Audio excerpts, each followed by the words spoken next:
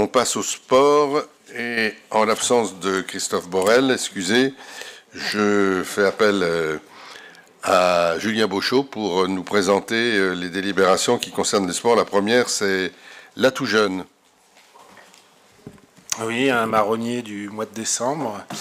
Vous connaissez l'Atout Jeune, cette aide qui accompagne les enfants dans la pratique sportive en fonction du quotient familial.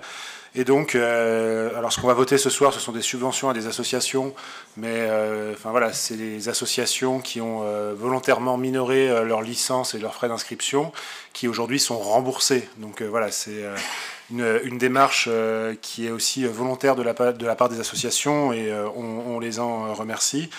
Et donc cette année, vous avez dans le tableau qui est joint le nombre de jeunes qui bénéficient de cet atout par club, le montant que ça représente. Donc on est sur un fonctionnement assez stable. On retrouve en fait chaque année, il y a des fluctuations, mais qui sont assez minimes. Peut-être juste souligner que voilà, la plupart des clubs ont retrouvé leur niveau de jeunes bénéficiaires de cet atout d'avant le Covid, avec en revanche une augmentation assez importante pour le basket. Admas Faith Academy qui retrouve son niveau de 2020, et puis quelques baisses au niveau d'autres associations comme le Judo Club ou la Sentinelle, et pour les autres associations une relative stabilité.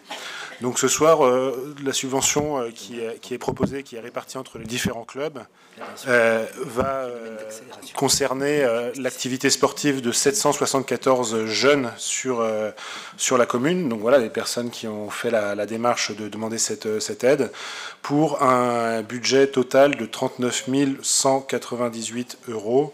L'année dernière, on était sur une cinquantaine de jeunes supplémentaires et 3 000 € de plus.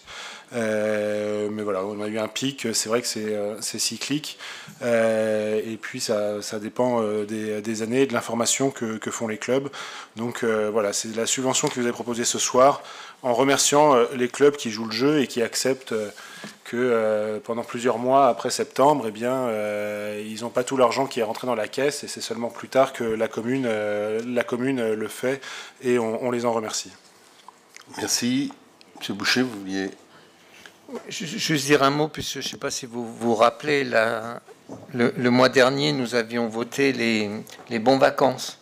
Et je ne sais pas si vous vous rappelez combien il y avait de jeunes. Il y en avait 12.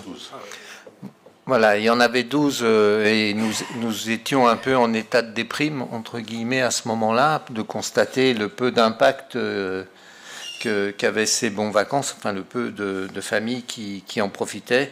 Mais je pense le peu d'enfants qui partent en camp ou en colonie de vacances.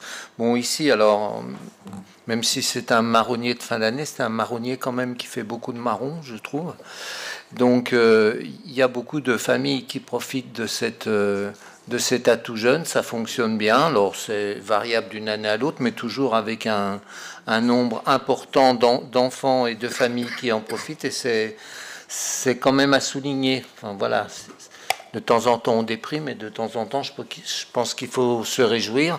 Et je me joins aux paroles de Julien pour remercier les clubs qui jouent ce jeu-là, parce que évidemment il y a beaucoup plus d'enfants que 774 qui sont dans nos clubs, mais quand même cet atout jeune qui est déjà un peu ancien, je ne sais plus en quelle année on l'a mis en place, et qui peut profiter, je crois, à différents niveaux à toute famille, quel que soit le revenu, peut-être pas à la même hauteur, mais quel que soit le revenu. Donc fonctionne bien, continue à bien fonctionner, et j'en remercie les clubs. Merci, M. Diaconet. Oui, non, mais je rejoins ce qui a été dit. C'est vrai que c'est...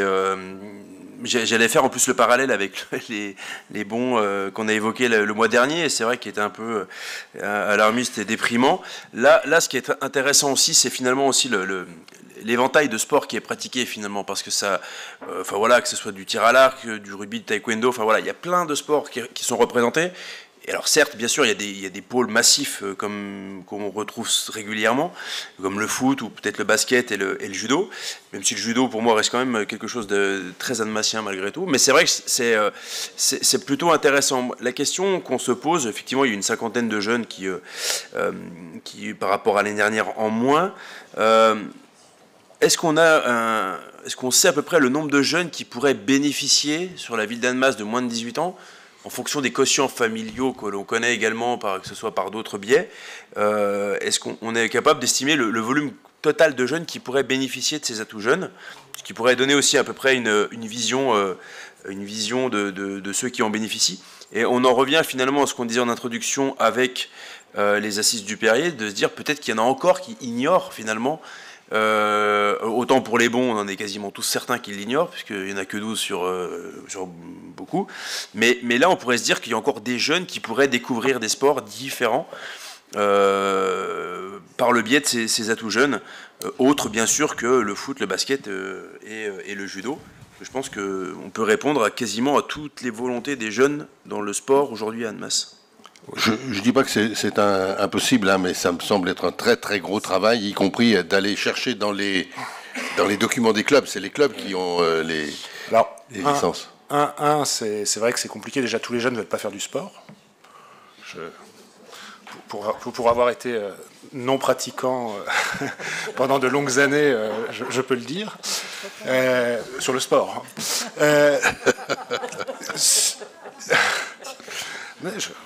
Justement, je fais beaucoup plus de sport depuis que je suis adulte que quand j'étais jeune. Alors la question, là, c'est déjà, est-ce que tout le monde a envie de faire du sport? Il y a aussi une offre sportive qui est importante sur l'agglomération. Je veux dire, entre les clubs qui sont dans d'autres communes ou les clubs qui sont gérés par l'agglomération, c'est là où on a quand même une difficulté entre les différentes communes à trouver un système... Ça a été le sujet de nombreuses commissions culture et sport, parce que voilà, chaque commune a mis en place son système et considère qu'il est bien et qu'il est bon, et que voilà, quotient familial, pas quotient familial, universel, pas universel. Enfin voilà, il y a des questions qui se posent à ce niveau-là. Après, on est aussi très dépendant de la communication qu'en font les clubs au moment de l'inscription. Que voilà, on est avec des bénévoles, donc est-ce que la personne qui a la gentillesse de se taper son samedi matin à faire des fiches d'inscription avec les gens, est-ce qu'elle a été sensibilisée à cette question? Ah, d'où est-ce que vous êtes? Vous êtes d'Annemasse, vous savez qu'il y a l'atout jeune? Non, vous êtes d'Amby, alors il y a l'atout machin, vous êtes de... donc il y a effectivement cette difficulté-là. Après, il y a aussi un élément qui est important sur la sensibilisation et l'ouverture à la multitude de sports. C'est nos ateliers périscolaires ou extrascolaires, non c'est extrascolaire, qui existent, où avec ces clubs qui font, qui sont merveilleux parce qu'ils proposent l'atout jeune, mais ils proposent aussi en lien avec la mairie des ateliers dans les écoles de sensibilisation à des sports que des gamins n'auraient jamais eu l'imagination de pouvoir faire, et qui ne savaient peut-être même pas que le sport existait. Donc ça, c'est aussi un effort important d'ouverture d'esprit. Et puis en conclusion, c'est vrai qu'on se morfond sur les colonies, etc. Moi, je tiens aussi à souligner que beaucoup de clubs mettent en place pendant les vacances des stages. Alors des stages sport le matin, activités diverses l'après-midi. Alors c'est pas une colonie où on passe une semaine sans les parents, en autonomie, etc. Mais les clubs se mobilisent parce qu'ils ont aussi un intérêt financier, ça fait rentrer un petit peu d'argent, c'est important. Enfin voilà, on a des clubs qui comptent pas que sur les subventions publiques ni sur les licences pour fonctionner, qui font preuve d'originalité, etc. Et je crois que ces stages qui sont proposés sur les semaines de vacances rendent service à pas mal de parents, et moi le premier. Merci. Je partage tout ce qui vient d'être dit, mais j'ajoute qu'on peut sans doute encore faire mieux en termes de communication à la Maison des Sports. Enfin, il y a des tas de lieux. On peut faire mieux en communication sur absolument tous les sujets. Donc... Sur tous les sujets. Celui-là. Il faut juste que les gens soient réceptifs à la communication à un moment. C'est ça. Il y a un émetteur et un récepteur. C'est bien ça en communication. Il faut que le récepteur soit ouvert. Mais je souligne l'importance de ces atouts jeunes qui, c'est quand même, je vous annonce, vous l'avez vu, hein, quasiment 40 000 € qui sont attribués là aux jeunes Almaciens. Monsieur Econnet, vous voulez? Je veux juste compléter ce qui vient d'être dit parce que c'est effectivement très pertinent et effectivement il y a beaucoup de clubs qui proposent des stages durant les vacances scolaires et qui sont certainement des vraies bouffées d'oxygène pour beaucoup de parents. Et c'est vrai qu'on pourrait légitimement se poser la question de ce qu'on a évoqué par rapport au camp, etc. Le mois dernier. Est-ce qu'on pourrait pas justement le budget qui pourrait être pris justement sur les bons, j'ai perdu le nom tellement ça m'a... Bons vacances. Les bons vacances, merci, ne soit pas utilisé justement dans le cadre de ces stages aussi pour motiver également motiver, en tout cas pour déjà fidéliser les clubs et les démarches qu'ils font pour occuper les parents les enfants, pardon. Désolé pour le lapsus, mais pour occuper les enfants les parents s'occupent pendant une semaine.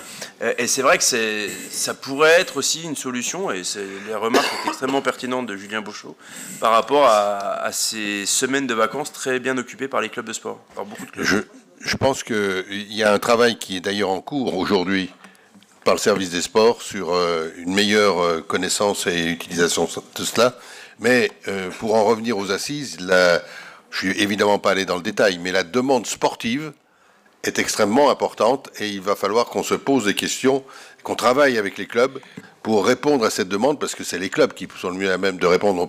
Notre école de sport, avec nos étapes, ça peut faire des tas de choses, mais je pense que s'il y a de l'argent à mettre, il peut aller, et ça correspond à ce que vous dites, il peut aller dans ce sens-là.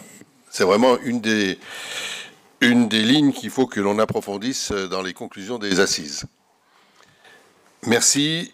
Est-ce qu'on peut voter cet atout jeune à l'unanimité? Merci.